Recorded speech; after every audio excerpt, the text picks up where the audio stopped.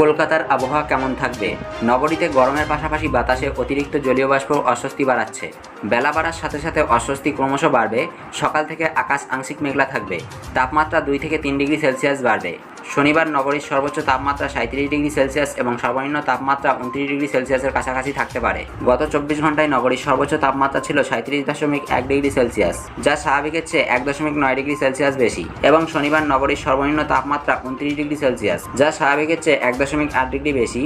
এই দিনে বাতাসে জলীয় বাষ্পের পরিমাণ সর্বাধিক 85% এবং সর্বনিম্ন 55%। আমাদের কাছে আপনাদের সময়ের দাম রয়েছে, তাই আমরা আলাদা খবর দিই না, আমরা দিয়ে থাকি পয়েন্ট খবর। আমাদের এই শর্ট নিউজ আপনাদের কেমন লেগেছে তা নিচে কমেন্ট করে জানাবেন। ভিডিওটি ভালো লাগলে অবশ্যই একটি লাইক এবং সাবস্ক্রাইব করবেন। কলকাতার আবহাওয়া কেমন থাকবে? নগরীতে গরমের পাশাপাশি বাতাসে অতিরিক্ত জলীয় বাষ্প অস্বস্তি বাড়াচ্ছে। বেলা বাড়ার সাথে সাথে অস্বস্তি ক্রমশ বাড়বে। সকাল থেকে আকাশ আংশিক মেঘলা থাকবে। তাপমাত্রা 2 থেকে 3 ডিগ্রি সেলসিয়াস